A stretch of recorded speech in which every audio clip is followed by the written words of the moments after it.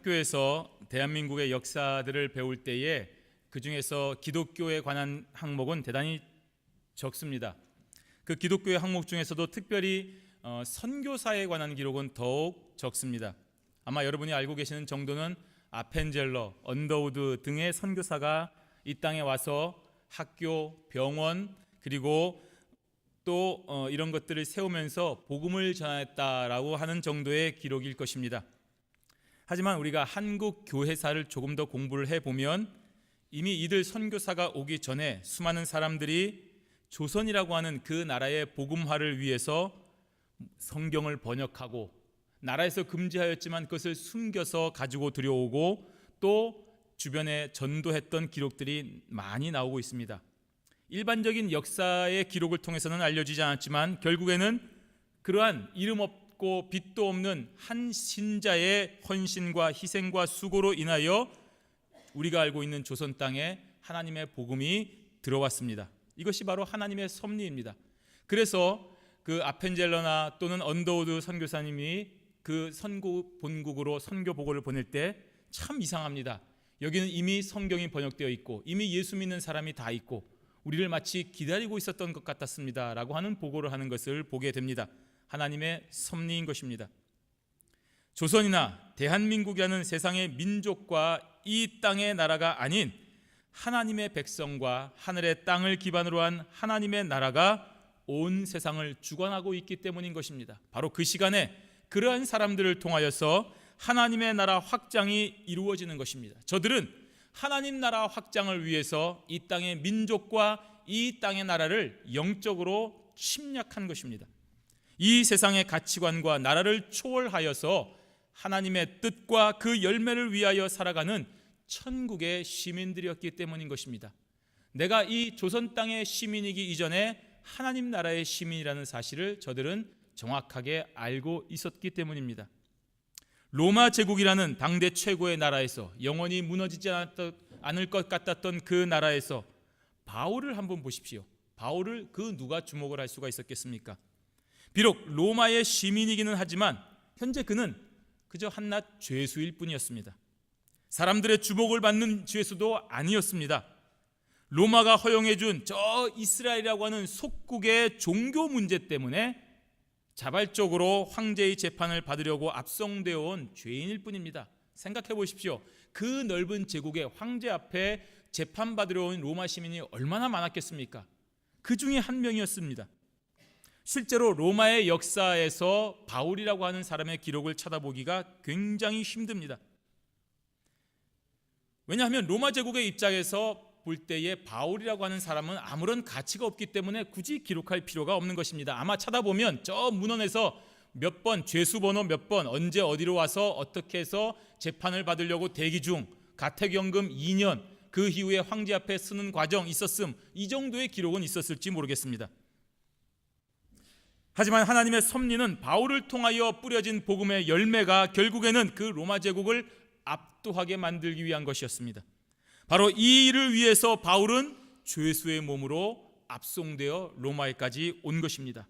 비록 로마의 시민권을 가진 사람이었지만 자신의 나라는 로마 제국이 아니라 하나님의 나라였다는 것을 알고 있었기 때문에 로마의 시민권을 이용하여 하나님의 나라를 위하여 살아간 자가 바로 바울이었습니다. 오늘 저와 여러분들도 이 땅의 백성입니다. 미국의 시민권을 가지고 계신 분들, 또 영주권 가지고 계시는 분들, 합법적인 비자를 가지고 계시는 분들, 아직도 정확한 신분이 없으신 분들, 또 대한민국의 시민권을 가지고 계시는 분들입니다. 그러니 우리는 이 땅의 백성들이 맞습니다. 하지만 결코 잊지 말아야 될 것은 우리가 이 땅의 백성이기 이전에 이미 하나님 나라의 백성이요 하나님 천국의 시민권을 가진 사람이라는 사실을 우리가 꼭 잊지 말고 기억을 해야 됩니다. 그래서 저와 여러분이 이 땅에 살아가는 동안에 혹시라도 미국이나 한국의 가치관이 하나님의 나라 가치관과 충돌할 때에는 여러분 미련 없이 한국과 미국의 가치관을 버려버리고 하나님을 바라보고 가셔야 됩니다. 내가 그토록 사랑하고 내가 태어난 조국이요 내가 살아갈 나라와 민족이지만 하나님께서 죄라고 하시는 그 금하시는 일들을 한다고 한다면 여러분 그에 관하여서 저항해야 됩니다. 하나님께서 성경 말씀을 통하여 죄라고 하신 모든 것들을 피해야 됩니다. 우리는 바로 여기에 시민권을 두고 사는 그런 영원한 천국 시민이기 때문에 그렇습니다. 그것이 바로 하나님 나라를 위해 살아가야 되는 저와 여러분들이 가야 될 길입니다. 오늘 사도 바울이 걸어간 길이 바로 그 길이었고, 그러한 기록들을 통하여 바로 이 땅의 나라가 아닌 하나님의 나라를 위하여 살아가는 저와 여러분들이 되시기를 바랍니다. 그러면 하나님의 나라는 어떤 것입니까? 바로 이 땅의 가치관을 초월하는 새로운 관계를 말하는 것입니다. 우리 오늘 본문 17절에서 20절까지의 말씀을 한번 같이 읽도록 하겠습니다. 17절에서 20절까지의 말씀 함께 읽습니다. 사흘 후에 바울이 유대인 중 높은 사람들을 청하여 모인 후에 이르되, 여러분 형제들아, 내가 이스라엘 백성이나 우리 조상의 규모를 배척한 일이 없는데 예루살렘에서 로마인의 손에 죄수로 내어준 바 되었으니 로마인은 나를 신문하여 죽일 죄목이 없으므로 놓으려 하였으나 유대인들이 반대하기로 내가 마지못하여 가이사에게 호소함이요 내 민족을 송사하려는 것이 아니로라. 이러함으로 너희를 보고 함께 이야기하려고 청하였노니 이스라엘의 소망을 인하여 내가 이 쇠사슬에 매인 바 되었노라. 아멘. 지금 바울이 로마에 도착해서 가장 먼저 유대인 지도자들을 모아놓고 자신의 여기까지 오게 된 입장을 설명하는 장면입니다. 우리가 이것을 볼 때 바울이 얼마나 온유한 사람인가 하는 것을 우리가 생각을 해야 됩니다. 바울이 죄가 없습니다. 무죄한 바울이었습니다. 그런데 죄수의 몸으로 여기까지 오게 된 것이 다 자기가 그토록 사랑하고 좋아하는 동족들의 핍박과 모함 때문이었습니다. 바울이 회심한 이후의 삶에 있어서 당한 고초는 대부분 유대인 동족들에 의한 것이었습니다.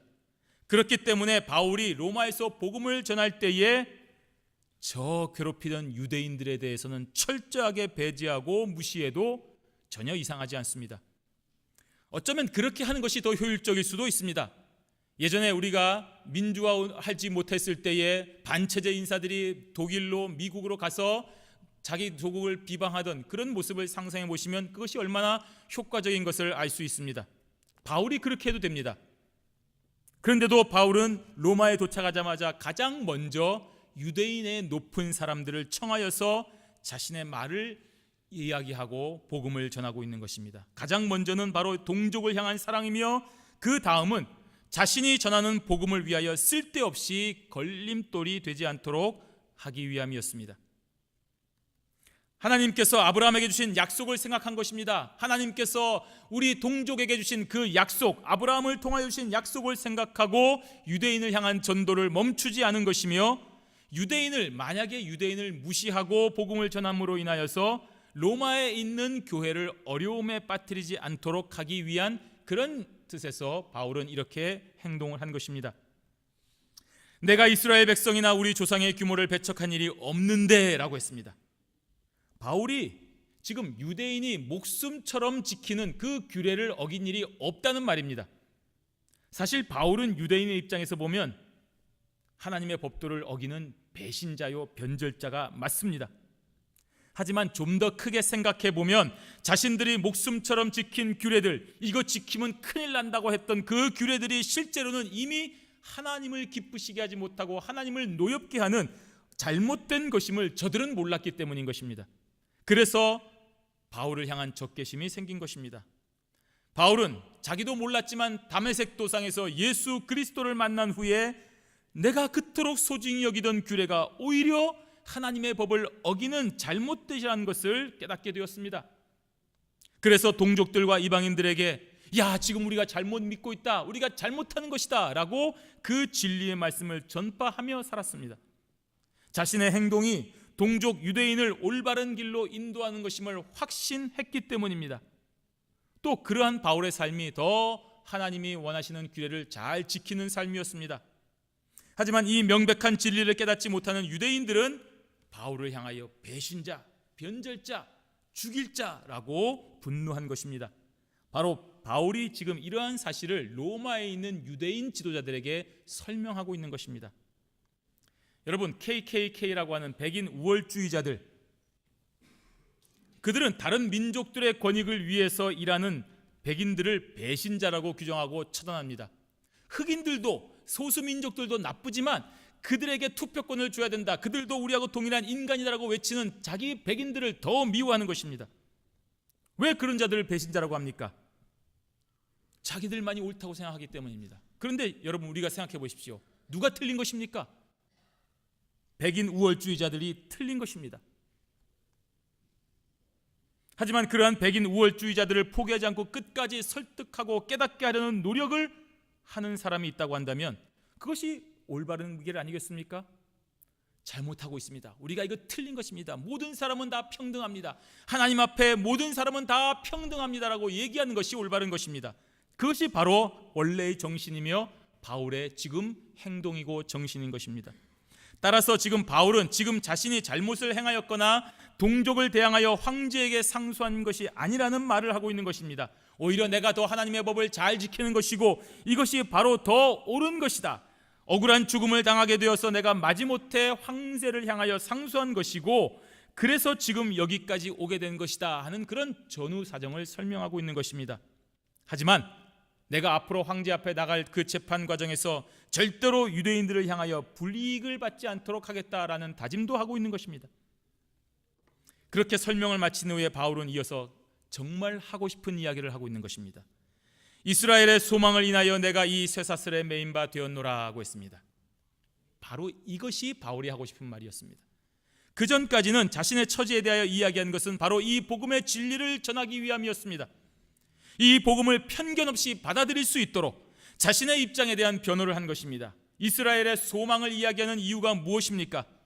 지금 이스라엘은 하나님의 선민임에도 불구하고 로마라고 하는 나라에 이방인들에게 완전히 멸망을 당했습니다.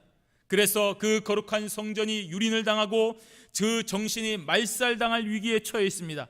따라서 지금 유대인들에게는 오로지 메시아에 의한 구원만을 기다리고 있는 것입니다. 그 메시아가 오면 이러한 모든 위기에서 벗어나게 될 것이기 때문입니다. 그 소망을 기다리고 있습니다. 바울은 바로 이러한 이스라엘의 소망에 대해서 지금 이야기하고 있는 것입니다. 그 소망이 다름 아닌 예수 그리스도라고 얘기하고 있는 것입니다.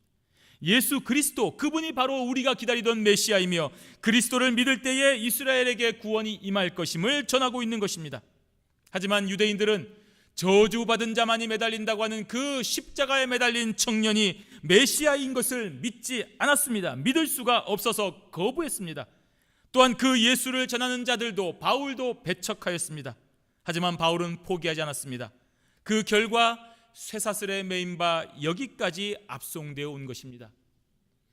계속하여 오늘 본문 21절에서 23절까지의 말씀을 함께 읽도록 하겠습니다.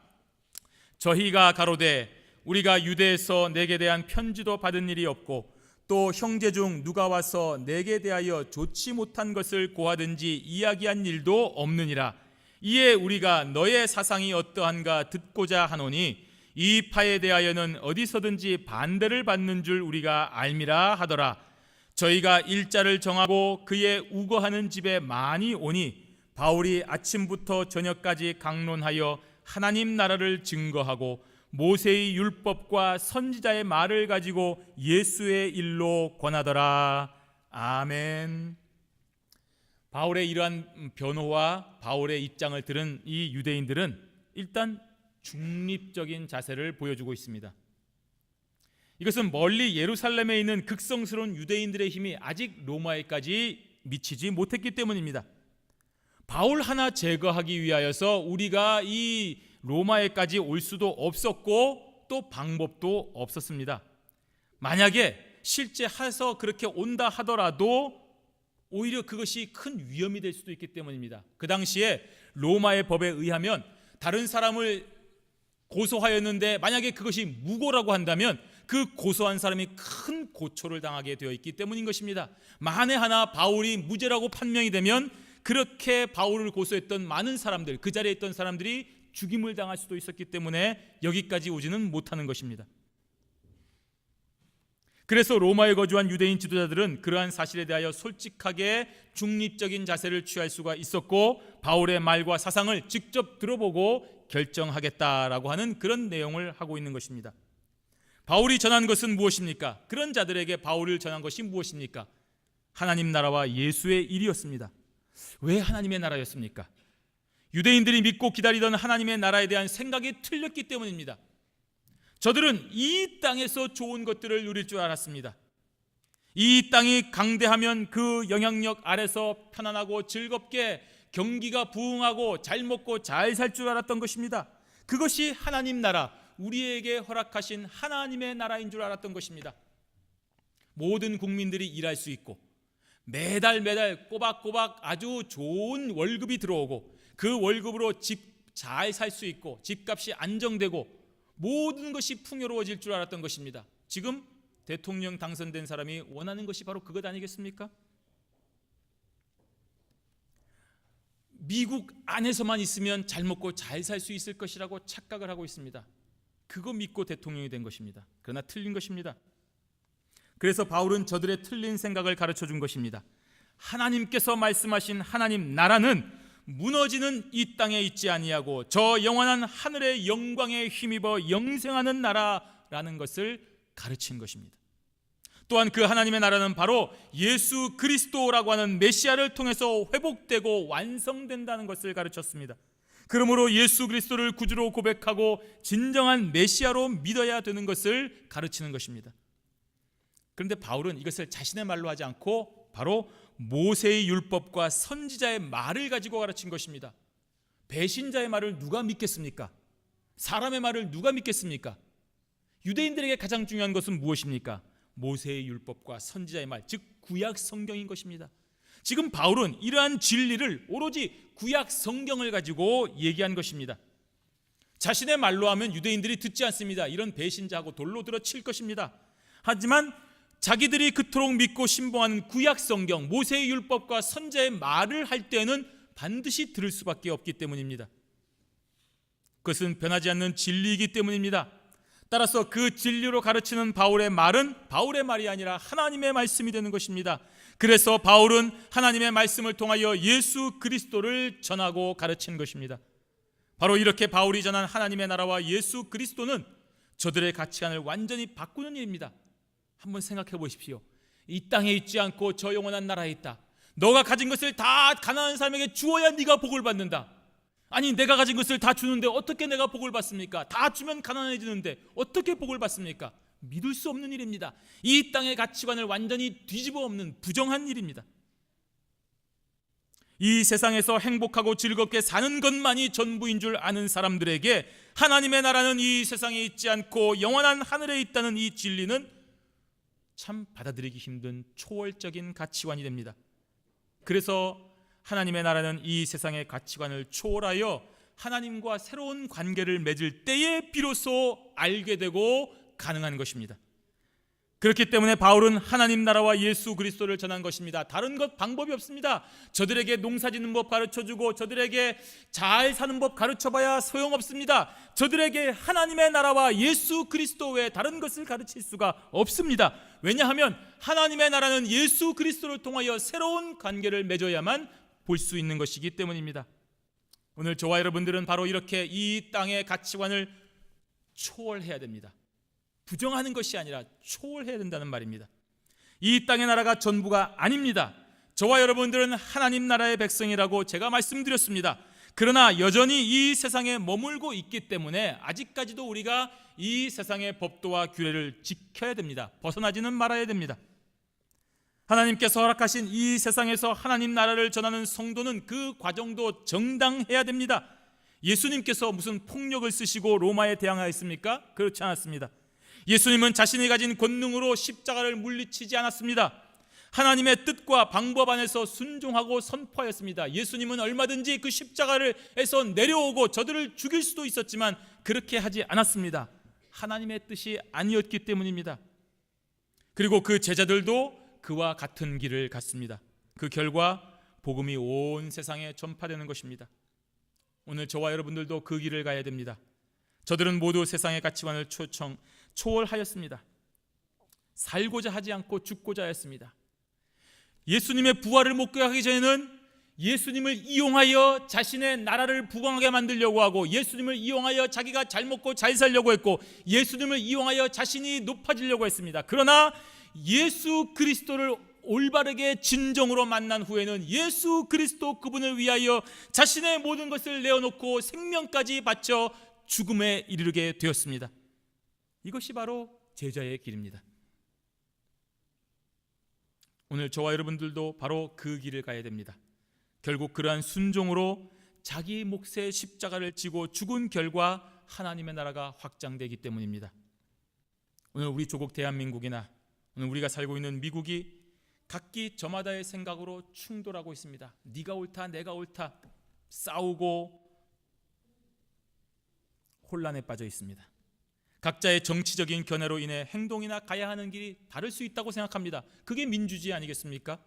누구는 정부를 좋아할 수 있고 누구는 정부를 싫어할 수 있습니다. 누구는 이 사람을 좋아할 수 있고 누구는 이 사람을 싫어할 수 있습니다.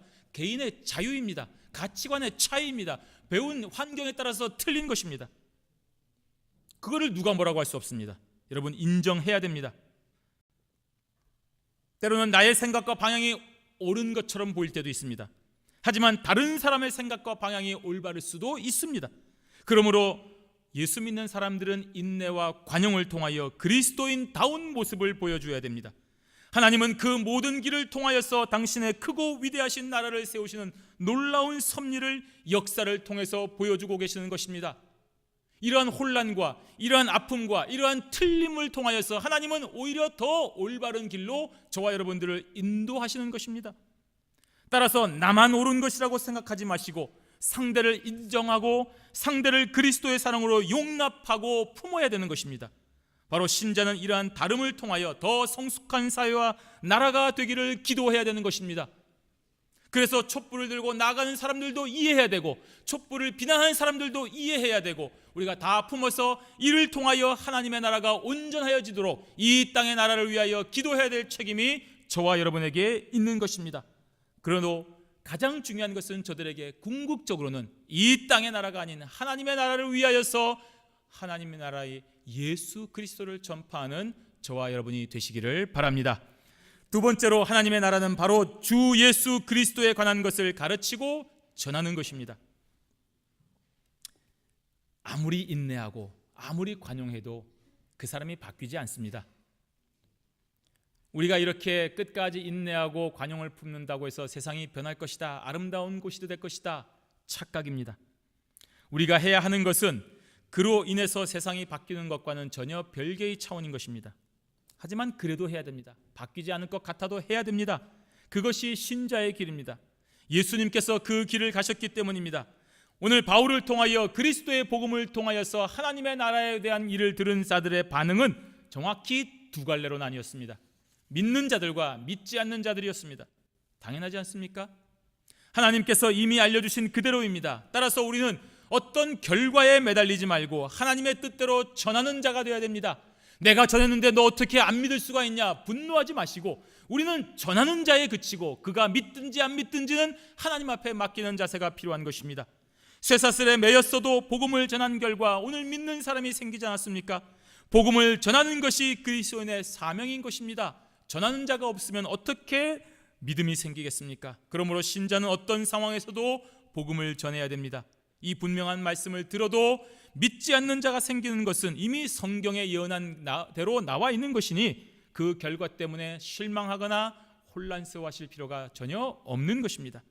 우리 오늘 본문 24절에서 28절까지의 말씀을 함께 읽어보도록 하겠습니다.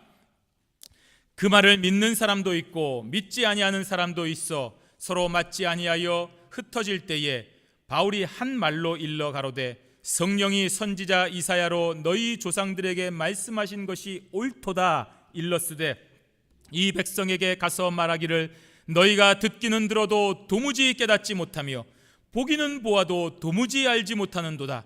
이 백성들의 마음이 완악하여져서 그 귀로는 둔하게 듣고 그 눈을 감았으니 이는 눈으로 보고 귀로 듣고 마음으로 깨달아 돌아와 나의 고침을 받을까 함이라 하였으니 그런즉 하나님의 이 구원을 이방인에게로 보내신 줄 알라.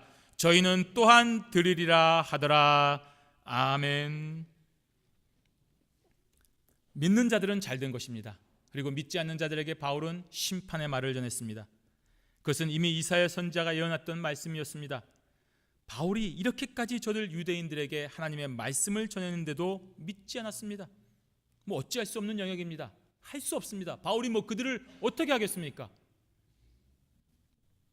그러므로 신자는 할 수 있는 대로 생명의 말씀을 전하지만 그 결과는 오히려 하나님 앞에 맡기고 더 앞으로 나아가야 됩니다. 실망할 필요가 없습니다. 바울은 이러한 이사야 선지자의 선포를 인용하여서 저들에게 분명한 메시지를 전하고 있습니다. 즉 바울이 전한 복음을 듣고 믿은 사람들은 성령의 역사를 통하여 자신이 믿어지게 되는 것을 감사하고 겸손할 것이며, 마음이 완악하여 믿지 않는 자들은 복음을 거부하는 완악한 마음이 바로 자신의 악한 죄성 때문이니 너희들 그 책임을 인정하라는 말입니다. 이것은 바로 명백히 구원은 여호와께 있다는 선포가 됩니다. 바울을 통하여 선포된 하나님의 말씀은 태초부터 예정된 자들의 마음을 움직여 구원에 이르게 하는 것입니다. 또한 불택자들에게는 그 말씀이 오히려 더 완악하게 들려지는 것입니다. 이해가 안 되죠? 인간의 이성으로는 이해가 되지 않는 이러한 신비한 작용은 우리가 하나님의 뜻으로만 설명이 되는 것입니다. 그리고 그 하나님의 뜻은 우리의 이해와 상관없이 항상 선하고 옳습니다. 여러분이 이해하고 여러분이 받아들인다고 하나님이 옳은 것이 아니라 여러분이 불의하다고 생각하고 여러분이 받아들일 수 없어도 하나님의 뜻은 옳습니다. 여러분의 이해와는 상관이 없다는 얘기입니다. 항상 하나님의 뜻은 옳고 선한 것입니다. 그러므로 이 일로 인하여 하나님께 어떤 불평이나 항변을 할 필요가 없습니다. 우리가 잘 알고 있는 저 종교개혁자 칼빈은 이에 대하여서 하나님의 뜻이라는 것이 우리에게는 충분한 이유가 되는 것이 마땅하다. 왜냐하면 오로지 하나님의 뜻만이 모든 의로움의 척도가 되기 때문이다 라고 했습니다. 나의 이성으로 하나님의 뜻을 알려고 하지 마십시오. 노력은 해야 되지만 다 알려고 하지 마십시오. 여러분이 이해가 되지 않고 여러분이 보기에 불합리하다고 해서 하나님의 뜻이 불합리한 것은 절대로 아니라는 사실을 분명히 기억하시기를 바랍니다. 그러므로 하나님의 뜻에 의하여 신자가 된 우리들은 한량없는 은혜와 사랑에 감사하며 오직 복음을 전하는 자가 되어야 되는 것입니다. 이 복음을 전하는 자가 되어야 됩니다. 그들이 받아들이든지 그렇지 않든지 결과는 상관없습니다. 전하는 것만이 우리의 사명인 것을 믿고 하나님 나라의 확장을 위하여 구주가 되시는 예수 그리스도, 그분에 관하여만 전하고 가르쳐야 됩니다. 그리고 이제 유대인이 거절한 복음은 이방인에게로 전해진다라고 했습니다. 이방인들은 구원의 말씀을 들을 것입니다. 유대인들이 거절했기 때문입니다. 그 유대인들의 거절이 이렇게 많은 이방인들에게 큰 소망과 은혜가 되었습니다. 그러니 여러분, 때가 되어서 유대인들이 이 복음을 받아들인다면, 회개하고 돌아와 복음을 듣게 된다면 얼마나 크고 놀라운 역사가 일어나겠습니까? 역설적으로 바울은 이러한 심판의 말을 통하여서 더욱더 간절하게 자기의 사랑하는 동족들이 복음의 선포에 굴복하기를 간곡하게 간구하는 것입니다. 우리 마지막 30절과 31절 말씀 함께 읽도록 하겠습니다.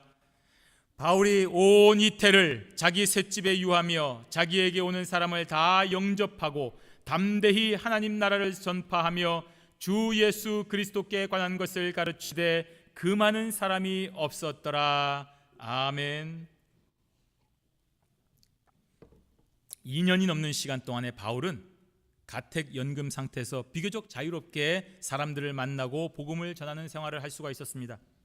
여기 보시면 자기에게 오는 사람을 다 영접하고 라고 했습니다. 이 말은, 영접하다 이 말은 자신의 모든 것을 다하여서 심령에서 솟아나는 간절함과 사랑하는 마음으로 찾아오는 사람에게 복음을 전했다는 말입니다. 이처럼 전도자는 복음을 전할 때에 하나님께서 주신 심령 속에서 사랑과 간절함으로 전해야 됩니다. 여러분이 예수님 그리스도를 전하는 것이 불성실하거나 나와라, 싫으면 말고 하는 그런 교만으로 오해돼서는 안 되는 것입니다. 바울이 간절함과 사랑으로 담대하게 전한 것이 바로 하나님의 나라를 전파하는 것입니다. 하나님의 나라를 전파하는 것이 바로 주 예수 그리스도께 관한 것을 가르치는 것입니다. 이 두 가지가 별개의 것이 아니라 하나라는 말입니다. 하나님의 나라는 그리스도로 말미암은 구속에 관한 지식에 토대를 두고 있습니다. 저와 여러분들이 예수 그리스도가 아니고서는 하나님의 나라에 갈 수도 없고 알 수도 없기 때문입니다. 그러므로 그리스도는 온 인류의 구원을 위한 유일한 통로가 되는 것입니다. 이러한 가르침에 전심전력을 다하는 바울을 제지하는 세력이 없다고 했습니다. 그래서 저와 여러분이 지금 예수 그리스도를 통한 하나님의 나라를 대망할 수가 있는 것입니다. 또한 우리도 그 하나님 나라 확장에 동참하는 것입니다. 담대히 주 예수 그리스도에 관한 것을 전하시기 바랍니다. 무서워하지 마시고 전하시기 바랍니다. 여러분의 전하시는 것을 금지할 세력이 없습니다. 하나님의 크신 능력과 섭리로 인하여 우리는 반드시 승리하게 됩니다. 바울은 자기 셋집에 가택 연금되어 있었습니다. 매여 있었습니다. 그러나 바울이 가지고 있는 그 복음은 매이지 아니하고 온 로마 제국을 뒤흔들어 버렸습니다. 세상의 그 역사가 누구도 주목하지 않았던 전도자 바울의 셋집에서 전파되었던 이 복음은 얼마나 크고 놀라운 열매를 맺었습니까? 하지만 그 누구도 범접하지 못할 것이라고 생각했던 로마 제국은 지금 역사의 한 기록으로만 남을 뿐입니다. 오늘 저와 여러분은 이 땅의 나라에 최선을 다하셔야 됩니다. 저와 여러분이 살고 있는 나라를 위해서 최선을 다해야 됩니다. 국민으로서 열심히 일하고 세금 내고 또 투표하고 좋은 나라로 바꾸도록 열심히 다 해야 됩니다. 정의와 공의가 넘치는 세상을 만들어야 됩니다. 하지만 우리의 궁극적인 종착점은 이 땅의 나라가 아니라 바로 하나님의 나라라는 것을 기억하십시오. 그 하나님 나라에 가기까지 우리가 합력하여 선을 이루어야 됩니다. 여러분 각자 받은 달란트를 통하여 주 예수 그리스도에 관한 것, 그것만을 전하시기 바랍니다. 이것이 바로 우리의 사명입니다.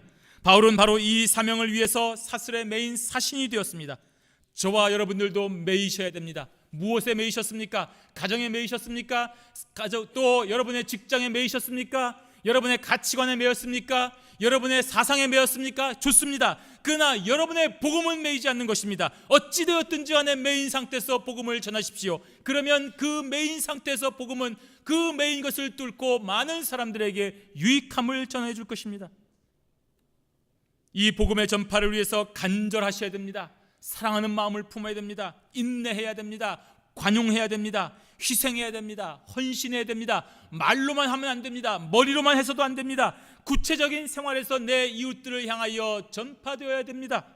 그래야만 우리의 행동이 드러나게 되고, 그런 우리의 행동을 막을 자가 아무도 없는 것입니다.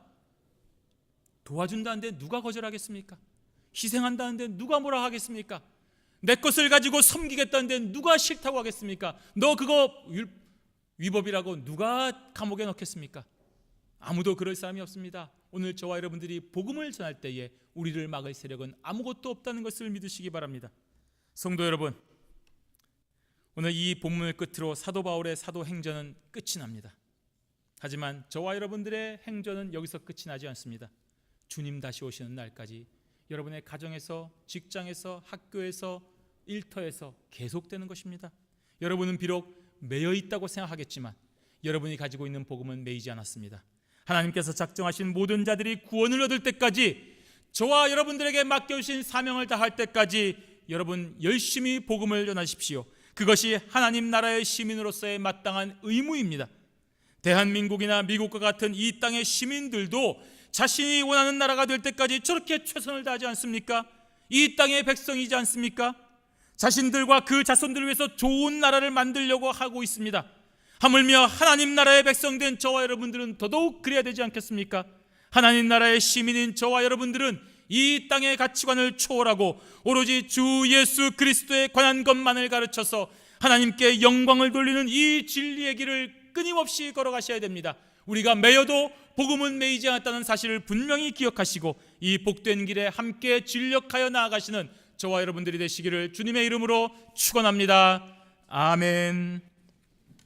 기도하겠습니다.